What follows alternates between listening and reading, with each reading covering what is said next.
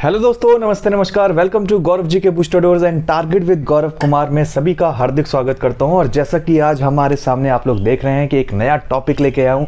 बहुत ही इंटरेस्टिंग सा टॉपिक है जिसका नाम है पॉलिटी। और पॉलिटी का एक पहला चैप्टर जिसको आप लोगों की शायद ख्वाहिश हो कि ये पॉलिटी का चैप्टर आखिर में क्या होता है, एक नए सिरे से हम लोग सीखेंगे पॉलिटी। एक बार भी मैंने क्लासेज में या कह सकते हैं मैंने एक भी वीडियोज़ के ऊपर कोई फुल फ्लैज में नहीं डाली है। आज कोशिश है कि पहला चैप्टर पॉलिटी का लेकर आया हूँ। कोशिश रहेगी कि आप लोगों को वो सारा चैप्टर एक डिटेल फॉर्मेशन में समझ में आए। कोशिश ये रहेगी कि आपको वो सारी चीज़ें समझ में आए जो मैं यहाँ पे कराना चाहता हूँ। तो आपके सामने जो पॉलिटी चैप्टर है उसका जो पहला चैप्टर है उसका नाम है राज व्यवस्था। आज हम लोग बात करेंगे इस वीडियो के अंदर राज व्यवस्था के बारे में कि आखिर पॉलिटी का नाम एक्चुअली में इसका मीनिंग क्या होता है। आखिर क्या कहते हैं सर पॉलिटी को, पॉलिटी का एक्चुअल मीनिंग क्या होता है, किस तरीके से बनी पॉलिटी, पॉलिटी का एक्चुअल वर्ड क्या होता है, किस तरीके से वर्ड चलेगा, ये सारी चीज़ें जानेंगे डिटेल वर्जन में इस वीडियो के अंदर। तो ज़्यादा टाइम ना वेस्ट करते हुए इस टॉपिक को स्टार्ट करते हैं। और हमारा जो पहला चैप्टर चलेगा सर वो चलेगा पॉलिटी के बारे में। आप लोगों ने कई बार ये वर्ड सुना होगा पॉलिटी के बारे में, तो सभी के दिमाग में एक ही वर्ड आता है सर इसका मतलब राजनीति होता है। मैं ये कहता हूँ सर इसका मतलब राजनीति तो नहीं होता, इसका मतलब राजनीति नहीं होता। राजनीति एक तरीके की क्या होती है सर, एक्टिविटी होती है जो कि की जाती है एक तरीके से किसी भी राज्य सरकार के अंदर, यानी कि गवर्नमेंट के अंदर, या किसी भी तरीके के एक तरीके से कह सकते हो कि एक राजनेता द्वारा जो की जाने वाली एक्टिविटी होती है उसे राजनीति कहते हैं। राजनेता ही क्या करते हैं, राजनीति करते हैं। तो इसीलिए ये जो पॉलिटिक्स वर्ड है ये पॉलिटी से निकाल कर लाया गया है। लेकिन मैं ये नहीं कह सकता कि पॉलिटी का मतलब राजनीति होता है, पॉलिटिक्स का मतलब राजनीति होता है, बट पॉलिटी का एक्चुअल मीनिंग होता है राज व्यवस्था। क्या होता है बच्चों, इसका एक्चुअल मीनिंग होता है राज व्यवस्था।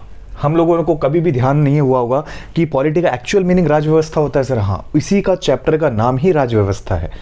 इस चैप्टर को ध्यान से समझेंगे जो कि पहला बेस है, आप लोगों का पहला बेस है। तो कोशिश रहेगी कि ये जो आज मैं पढ़ाऊंगा ये यूपीएससी और पीसीएस लेवल तक का पढ़ाऊंगा, जिसके अंदर डीपली लेवल तक की सारी चीज़ें बताया करूंगा, जिसमें डीपली आपको सारी चीज़ें पता लगेंगी। यूपीएससी पीसीएस लेवल तक की पढ़ाई होगी ये, जिसमें पॉलिटी के अंदर जो राज व्यवस्था है कि इसके अंदर इतना डीपली लेवल के क्वेश्चन कैसे आ सकते हैं, उन सारी चीज़ों को बड़े ध्यान से समझते हुए चलेंगे। ठीक है बच्चों, बड़े ध्यान से समझते हुए चलेंगे कि आखिर पॉलिटी होती क्या है, संसद कहाँ से बनेगी।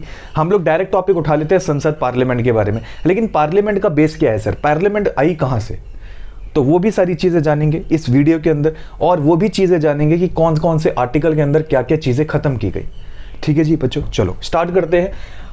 पॉलिटी का मीनिंग क्या होता है एक्चुअल में, याद रखना राज व्यवस्था। और ये राज व्यवस्था को अगर कभी आप दो भागों में तोड़ के देखते हो तो ये दो वर्ड से निकल कर आता है। एक तरफ होता है सर आपका राज्य और दूसरी तरफ बच्चों होता है व्यवस्था।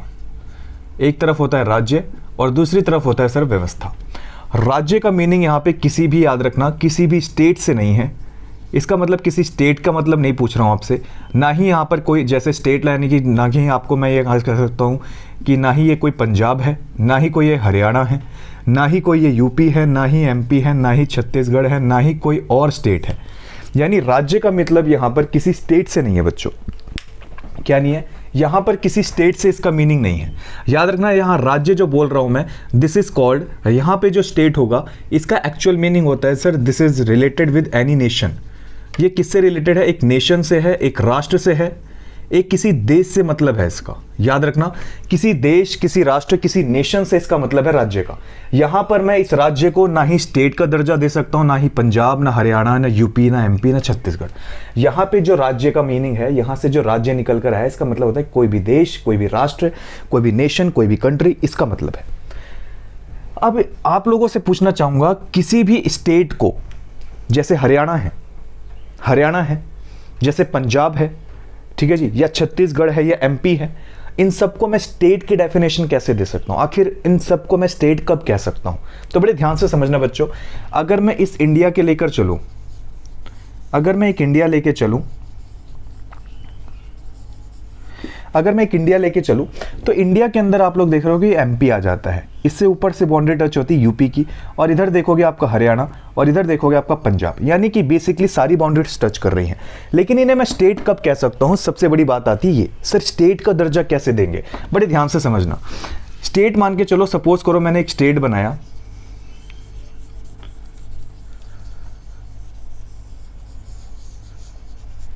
सपोज करो ये उत्तर प्रदेश है, यूपी है, यूपी है। इस यूपी को यूपी तब कहूंगा ना मैं यूपी को यूपी तब कहूँगा जब इसके पास एक फिक्स्ड ज्योग्राफिकल एरिया हो। सर ज्योग्राफिकल एरिया होने का मतलब तो यूपी नहीं होता, बिल्कुल सही बात है। किसी फिक्स ज्योग्राफिकल एरिया होने का मतलब यूपी नहीं होता, यानी कि वो कोई स्टेट नहीं होता। तो फिर इसका मतलब सर इसको स्टेट कैसे कह रहे हो? अभी मैंने कहा थोड़ी ना, अभी इसके बहुत सारे एलिमेंट्स हैं जब मैं इसको स्टेट कहूँगा। क्योंकि अगर किसी का फिक्स ज्योग्राफिकल एरिया हो तो वो चाहे डेजर्ट भी हो सकता है, वो कोई भी हो सकता है, एक ऐसा बंजर भूमि भी हो सकता है। फिक्स ज्योग्राफिकल एरिया तो सर हमारे खेत का भी होता है, तो इसका मतलब क्या स्टेट थोड़ी ना है वो? हाँ बिल्कुल सही बात है, बिल्कुल सही बात है, उसको मैं स्टेट नहीं कह सकता। फिक्स ज्योग्राफिकल एरिया तो सर हमारा एक तरीके से ग्राउंड भी होता है जहाँ पे हम क्रिकेट खेलते हैं, वो भी हमारा फिक्स ज्योग्राफिकल एरिया होता है। क्या मैं उसको स्टेट कह दूँ? नहीं कह सकते ना, वही चीज़ तो है। पहला एलिमेंट याद रखना, पहला एलिमेंट स्टेट का क्या होता है सर? किसी को स्टेट मैं तभी स्टेट कह सकता हूँ जब उसके पास फिक्स्ड ज्योग्राफिकल एरिया हो। पहला एलिमेंट बताया सिर्फ मैंने, अभी मैंने ये नहीं कहा कि ये स्टेट है। एक ज्योग्राफिकल एरिया होना चाहिए, उस ज्योग्राफिकल एरिया में रहने वाली बहुत सारी क्या होनी चाहिए बच्चों? बहुत सारी पॉपुलेशन, हर जगह जगह फैली हुई पॉपुलेशन होनी चाहिए। ऐसा नहीं है कि वहाँ पे पॉपुलेशन नहीं होती, उस जगह पे पॉपुलेशन होना ज़रूरी है। एक फिक्स ज्योग्राफिकल एरिया होगा तो वहाँ पर रहने वाली सेकंड पार्ट आती है सर क्या? सेकंड टर्म आएगा, वहाँ पर रहने वाली पॉपुलेशन भी तो होगी। अगर ज्योग्राफिकल एरिया है तो वहाँ पे पॉपुलेशन भी चाहिए, जनसंख्या भी होनी चाहिए।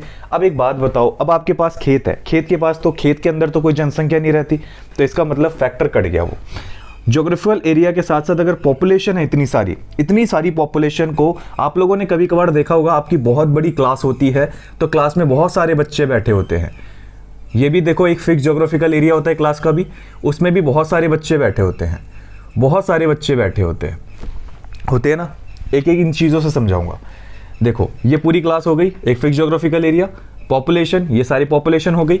अब उसको कंट्रोल करने के लिए यहाँ पर एक टीचर खड़ा होता है जो पूरी की पूरी पॉपुलेशन को कंट्रोल करता है कि भाई मेरे सामने जब तक मैं हूँ, मेरे क्लास में कोई भी एक तरीके से काम उल्टे सीधे बेसिस पे नहीं कर सकता, ना कोई किसी को उल्टा सीधा बोल सकता है, आवाज़ लगा सकता है, हाँ भाई क्या हाल है, ऐसे भी नहीं बोल सकता। यानी कि जब तक मैं हूँ डिसिप्लिन क्रिएट कर सकता हूँ, अपने रूल एंड रेगुलेशंस इंप्लीमेंट कर सकता हूँ।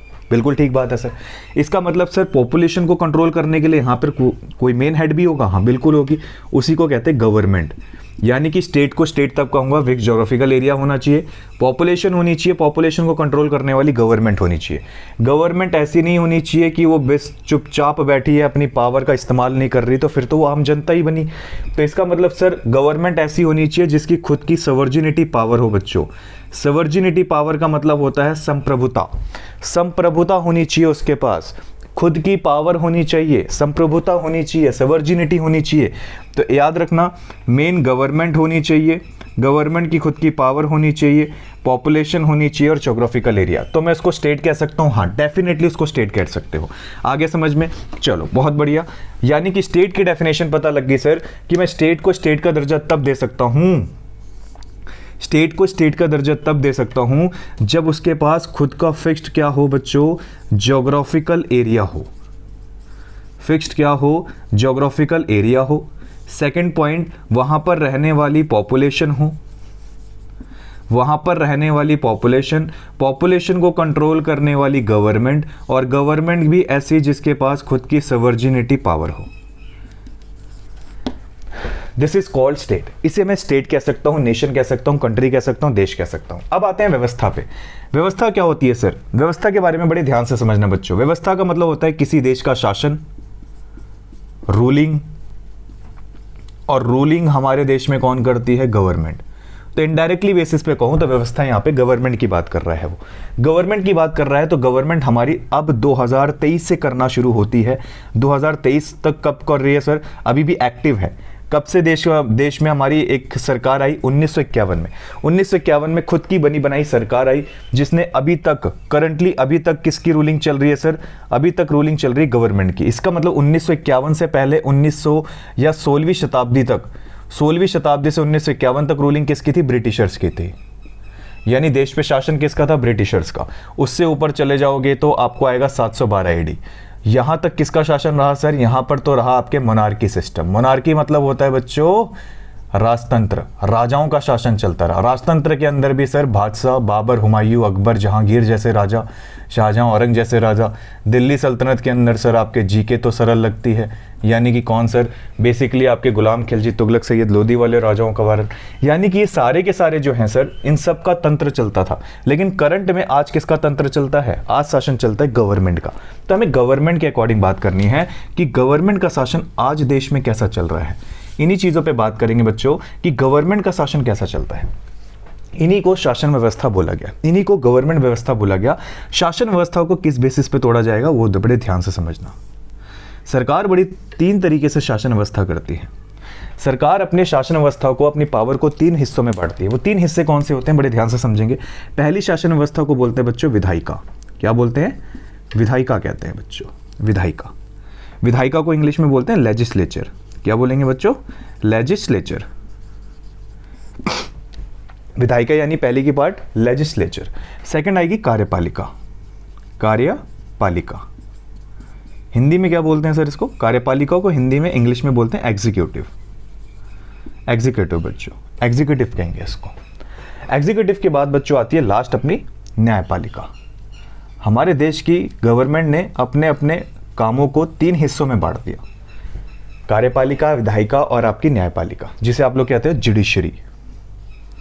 जुडिशरी, ये जुडिशरी है।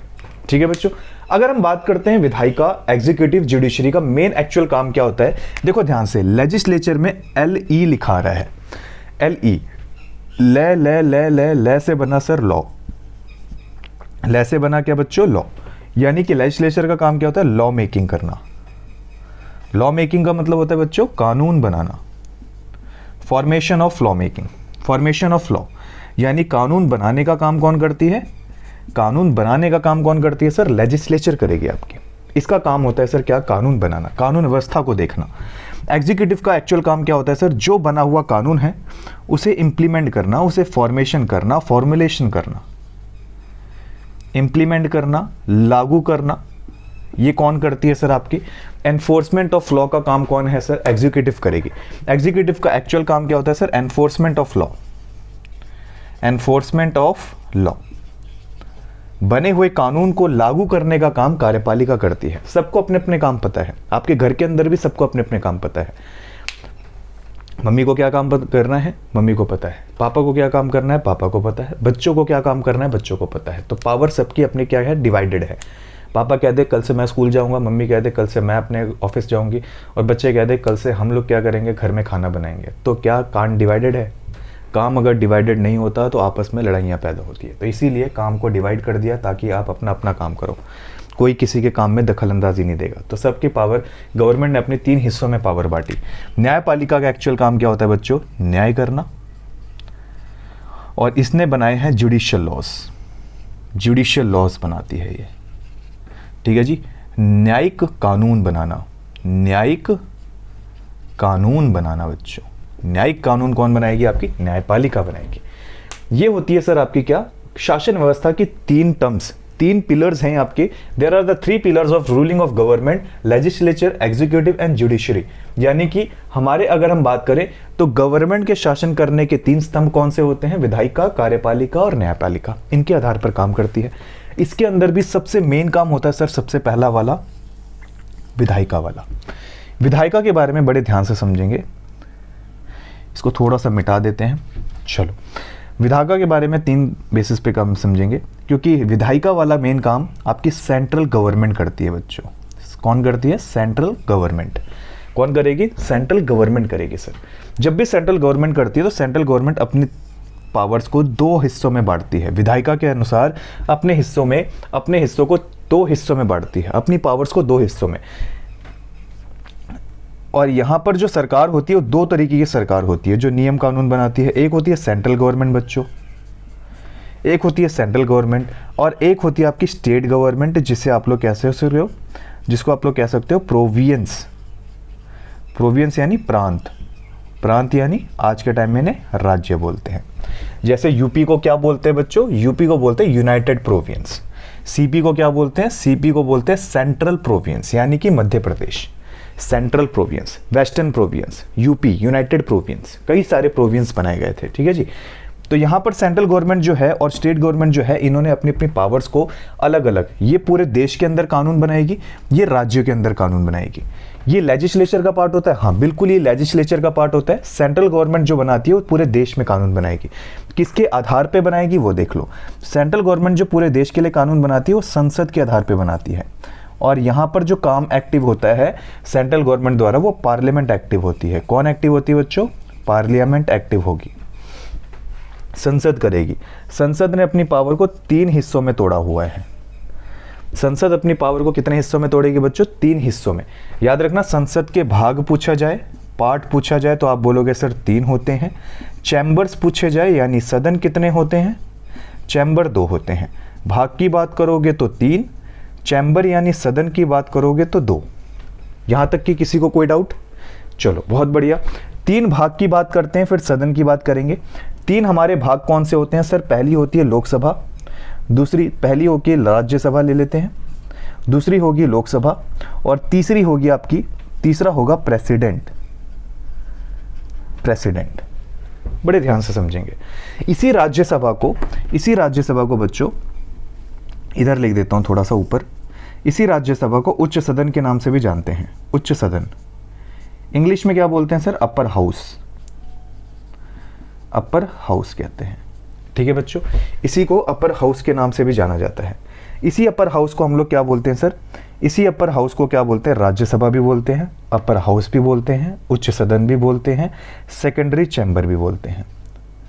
सेकेंडरी चैम्बर भी बोलते हैं इसको। हिंदी में क्या बोलते हैं सर? इसको द्विसदनात्मक बोलते हैं। द्विसदनात्मक बोलते हैं, और सेकेंडरी चैम्बर बोलते हैं। और एक और नाम बोलते हैं इसको हाउस ऑफ स्टेट। क्या बोलते हैं बच्चों? House of state. House of state क्यों बोलते हैं? क्योंकि ये राज्यों के लिए कानून बनाती है, जनता के लिए नहीं, ये राज्यों के लिए कानून बनाती है। राज्यों की आवाज़, जैसे यूपी है, यूपी की जो राज्यसभा सीट होगी वो अपने राज्यों की आवाज़ उठाएगी संसद के अंदर, तो वो कौन होती है सर? आपकी हाउस ऑफ स्टेट होती है। ये इसका काम होता है मेन राज्य के ऊपर फोकस करना। जनता भाड़ में जाए कोई दिक्कत नहीं, लेकिन हमारा मेन फोकस होगा राज्य के ऊपर। राज्यों से काम लेना देना करती है, तो याद नहीं, हाउस ऑफ स्टेट कहते हैं राज्यसभा को। आर्टिकल नंबर की बात करते हैं तो 79 संसद के बारे में आर्टिकल कौन सा बताता है बच्चों? 79। यानी एक वर्ड याद करा देता हूं जिसको बोलोगे सरला। क्या बोलोगे बच्चों? सरला बोलोगे। सरला में सा से आता है बच्चों संसद। संसद आर्टिकल नंबर 79। रा से आता है राज्यसभा आर्टिकल नंबर 80। ला से आता है लोकसभा आर्टिकल नंबर 81। ठीक है बच्चों, सरला से याद रखना, संसद, Rajya Sabha, Lok Sabha, article 79, 80 and 81। 79 article 80, article Lok Sabha के लिए 81। अब बात करते हैं लोकसभा की। लोकसभा को मैंने क्या बोला सर? लोकसभा को यहाँ पे लिखता हूँ, नीचे थोड़ा सा ऊपर करके लिख लेता हूँ। लोकसभा को देखो क्या बोलेंगे, इसे अपर हाउस बोला है तो ये क्या हो जाएगी सर? लो से लोकसभा, लो से लोअर हाउस। लो से लोकसभा, लो से लोअर हाउस। यानी कि क्या सर सन? कौन सा सदन है? ये निम्न सदन है बच्चों। कैसा सदन है? निम्न सदन है। इसके बाद और कौन सा सदन होगा सर? इसके बाद बड़े ध्यान से समझेंगे। लोअर हाउस, निम्न सदन। इसके बाद और नीचे आ जाओ, प्राइमरी चैम्बर। ये सेकेंडरी चैम्बर था तो ये कैसा चैम्बर होगा? प्राइमरी चैम्बर होगा। हिंदी में क्या बोलेंगे? हिंदी में बोलोगे प्राथमिक सदन। प्राथमिक सदन बोलते हैं। और एक चीज और बोली जाएगी, इसको हाउस ऑफ पीपल बोलते हैं। इसको हाउस ऑफ पीपल। ठीक है बच्चों, ये 3 नाम इनके हैं अलग अलग। ठीक है बच्चों, अब यहां पर एक और चीज, प्रेसिडेंट के बारे में आर्टिकल नहीं बताया सर। आर्टिकल आता है 52 से लेकर 61 तक। प्रेसिडेंट के लिए 52 से लेकर 61 तक आर्टिकल आता है। अब बात करेंगे सर, यहां पर आपने बताया राज्यसभा को अपर हाउस कहते हैं और लोकसभा को लोअर हाउस। चलो ये बात तो हमारे पल्ले पड़ गई सर, इसको आपने अपर हाउस कहा, इसको आपने लोअर हाउस कहा, लेकिन ये बात पल्ले नहीं पड़ी कि जो अपर हाउस है उसको तो प्राइमरी सेक्शन बोलना चाहिए था, प्राइमरी चैम्बर बोलना चाहिए था, प्राथमिक सदन बोलना चाहिए था, आपने इसको सेकेंडरी चैम्बर क्यों लिखा? दूसरी बात सर, ये लोअर हाउस है तो इसे प्राइमरी चैम्बर बोल दिया आपने, इसे सेकेंडरी चैम्बर बोलो ना। ये चीज़ क्यों नहीं समझ में आ रही है? ये चीज़ क्यों नहीं समझ में आ रही है? इस चीज़ पे फोकस करेंगे बच्चों। ये चीज़ क्यों नहीं समझ में आ रही है, इस बात पे फोकस करेंगे। तो इसे अपर हाउस का दर्जा क्यों दे रहे हैं, इसे आप लोग कह रहे हो कि सर ये लोअर हाउस है। दूसरी बात ये चीज़ समझाओ कि द्विसदनात्मक क्यों बोला आपने, इसे सेकेंडरी चैम्बर क्यों बोल रहे हो अपर हाउस होने के बावजूद भी। तो उसका रीज़न मैं बता देता हूँ। आप लोगों ने सुना होगा सर, जो राज्यसभा होती है, इस राज्यसभा से जो राष्ट्रपति होता है हमारा, यानी प्रेसिडेंट जो होता है, कौन होता है बच्चों, प्रेसिडेंट जो होता है, प्रेसिडेंट को यहां से 12 सदस्यों को नॉमिनेट करने का राइट होता है। नॉमिनेट क्या होता है सर, यानी मनोनीत। क्या करता है सर, यहां से मनोनीत सदस्य। यानी कि अगर हम बात करें सर, राष्ट्रपति को यहां से 12 सदस्यों को नॉमिनेट करने का राइट होता है। आपको पता होगा राज्यसभा के अंदर से जो आपका राष्ट्रपति होता है वो 12 मेंबर्स को नॉमिनेट करने का राइट रखता है, करता है ना। वो भी कौन से बेसिस पे करता है सर, 4 क्राइटेरियाज होते हैं उसके। वो 4 क्राइटेरियाज कौन से होते हैं, पहला लिटरेचर में सबसे बढ़िया होना चाहिए, भाई पढ़ा लिखा बंदा हो और उसकी पहुंच इतनी ज़्यादा हो गई कि उसकी आवाज़ यानी साहित्य के नाम इतने ज़्यादा ऊंचे कर लिए उसने कि राष्ट्रपति कान के तक आवाज़ पहुंच गई। द्रौपदी मुर्मू सुन रही है, अरे ये साहित्य में काफ़ी ज़्यादा ऊंचा है यार, राज्यसभा के लिए मैं इसको नॉमिनेट कर सकती हूँ। आप लोग भी बन सकते हो अगर आपके अंदर वो काबिलियत है कि आप बढ़िया अच्छे लेवल के आप मान सकते हो कि साहित्य अच्छा खासा लिख सकते हो, अच्छा खासा बोल सकते हो, अच्छी खासी कमांड है आपको साहित्य के ऊपर, लिटरेचर के ऊपर, और इतना नाम कमा लिया कि आपकी आवाज़, आपकी कह सकते हो कि आपका जो नाम है वो राष्ट्रपति के कानों तक गूंज रहा है, तो राष्ट्रपति ज़रूर आपको नॉमिनेट करेगा। किसके लिए सर, राष्ट्रपति राज्यसभा के नॉमिनेट करेगा।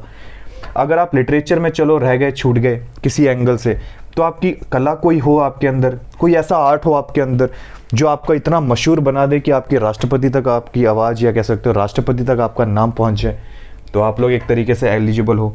अगर ये भी चलो ठीक नहीं है, ये भी आप नहीं कर पा रहे हो, तीसरा कंडीशन आता है सर आपके अंदर कोई सोशल सर्विस वाला काम हो, समाज वाले कोई काम किए हुए हैं आपने, समाज के अंदर कोई बढ़िया काम किया हो। ऐसा नहीं कि किसी की मदद कर दिया आपने, हाथ पकड़ा के पार करवा दिया और आप अब राज्यसभा का सपना देख रहे हैं अब तो मैं नॉमिनेट हो जाऊंगा। नहीं नहीं, ऐसा नहीं होता यार, ऐसा थोड़ी ना है। गरीबों में 4 लोगों को दान करके आगे राज्यसभा का नॉमिनेशन हो गया, अब तो मेरा अब राष्ट्रपति तक बस बात पहुंच जाए कि मैंने गरीबों में 10 लोगों को दान किया था। ऐसे थोड़ी ना हो जाओगे। समाज सेवी मतलब ऐसा काम जो वर्ल्ड लेवल पे बढ़िया हो। अभी आप लोगों ने एक दुर्घटना सुनी होगी, सुनिए आप लोगों ने, बालासोर वाला, है ना, उड़ीसा के अंदर एक ट्रेन पलट गई बहुत तगड़े से, 288 लोगों की मौत हो गई, 1000 से 1100 से लोग ज़्यादा घायल हो गए। ऐसी कंडीशन में कोई सोशल लेवल वाला काम किया हो आपने, समाज सेवी वाला काम करो। इतने सारे लोगों के अंदर आप लोगों ने बहुत सारे लोग देखे होंगे जहाँ पर आप लोग बहुत सारे पॉलिटिकल लीडर इकट्ठा हुए हैं, वहाँ पे उनके सामने आपने खून रक्तदान करा, बहुत से लोगों की जान बचाई, किडनी दान कर दी, ये कर दिया, वो कर दिया, फलाना कर दिया। समाज सेवा इतना लेवल का किया कि आपका नाम गूंज रहा है पूरे देश में कि इस बंदे ने बहुत काम किया है भाई। ऐसा काम करके आ गया सोशल सर्विस लेवल पे, तो आपको राष्ट्रपति नॉमिनेट कर देगा। चलो भाई ये भी नहीं कर सकते तो छोड़ो, एक लास्ट चीज़ है भाई, अगर ये भी ना कर पाए फिर राज्यसभा का सपना भूल जाना। लास्ट आता है कि आप बढ़िया वाले क्या हो सर, साइंटिस्ट हो, और देश के विकास के लिए कोई ऐसा आप लोगों ने कोई ऐसा इंस्ट्रूमेंट बना दिया, कोई ऐसा प्रोडक्ट बना दिया जिसकी वजह से आप राष्ट्रपति के लिए नॉमिनेट हो गए। राष्ट्रपति कह रहा हूं, राज्यसभा के मेंबर्स के लिए नॉमिनेट हो गए। तो अगर आप इन चारों में से कोई भी किसी चीज़ की फील्ड में आप बहुत होशियार हो तो आप राज्यसभा मेंबर्स के लिए नॉमिनेट हो जाओगे। अब ये चारों चीज़ अगर मान के चलो किसी व्यक्ति में, अगर प्रेसिडेंट इन 4 चीज़ों को ढूंढता है किसी व्यक्ति के अंदर, तो ऑब्वियसली सी बात है सर उसकी क्वालिफिकेशन लेवल काफ़ी हाई होगी। इसका मतलब उसकी क्वालिफिकेशन लेवल सर उसका काफ़ी ज़्यादा क्या होगा, लेवल काफ़ी हाई होगा, पढ़ा लिखा बहुत तगड़ा होगा वो बंदा, पढ़ा लिखा बहुत होगा, लिटरेचर अच्छा खासा जानता होगा, आर्ट अच्छी ज़्यादा जानता होगा, सोशल सर्विस पे नॉलेज है, साइंटिस्ट लेवल का नॉलेज है, तो सीधी सी बात है सर क्वालिफिकेशन लेवल तो टॉप का होगा उसका।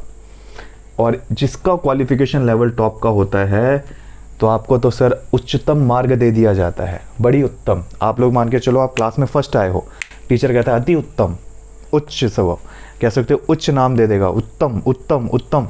ये भी देखो उत्तम जैसा नाम है, उच्च सदन उच्च सदन उच्च सदन, मतलब क्वालिफिकेशन के आधार पर इसका नाम अपर हाउस दिया गया है। इसमें 12 के 12 मेंबर्स, वो तो मेंबर्स होंगे ही। अगर इसके अंदर टोटल राज्यसभा के 250 मेंबर होते हैं तो इनमें 12 मेंबर तो कम से कम वो होंगे जो पूरी तरीके से क्या होंगे, पढ़े लिखे होंगे। और इसी वजह से पढ़े लिखे होने के बावजूद इसे अपर हाउस का दर्जा देते हैं। सर लोअर हाउस इसका मतलब फिर आप तो ये कहना चाहते हैं अनपढ़ होंगे? हाँ हाँ बिल्कुल सही समझ रहे बच्चों, ये अनपढ़ किस्म के आदमी ही होते हैं, जिसीलिए जिनको लोअर हाउस का टाइटल दिया गया। सपोज फॉर एग्जाम्पल आप लोग जानते हो कि मैक्सिमम जो प्रधानमंत्री या ये सारे जो मेंबर्स बनते हैं ये ज़्यादातर लोकसभा से इलेक्ट होकर आते हैं, ठीक है जी। और दूसरी बात ये होती है सर, जो लोअर सेक्शन या कह सकते हो लोकसभा का मेंबर होता है, लोअर हाउस का मेंबर होता है, उसकी क्राइटेरिया, उसका क्वालिफिकेशन लेवल इतना ज़्यादा हाई नहीं होता, क्योंकि इनका मेन मोटिव होता है, इनका मेन स्किल होता है कि जनता को आप अपनी बातों में कैसे घुमा सकते हो। जैसे मोदी जी को बहुत बोलते थे, मोदी जी चलो बोलते भी आ रहे हैं, शुरू से ही बोल रहे हैं कि अच्छे दिन आएंगे बच्चों, अच्छे दिन आएंगे, अगर साथियों आपने मेरा साथ दिया तो मैं आपको कहता हूँ अच्छे दिन लेकर आऊँगा। और अच्छा दिन मतलब जो आज के भाग में, आज के सालों के अंदर जो और कोई प्रधानमंत्री नहीं कर पाया वो मैं करके दिखाऊंगा। सच में किया उन्होंने, बड़े बड़े नोट बंद कर दिए उन्होंने, फिर से 2000 का नोट बंद कर दिया उन्होंने, वो सच में कर दिया उन्होंने। जनता पागल हो रही है, ठीक है जी। अब दूसरी बात, इन्होंने क्या काम किया, इन्होंने बहुत अच्छे लेवल पे काम किए।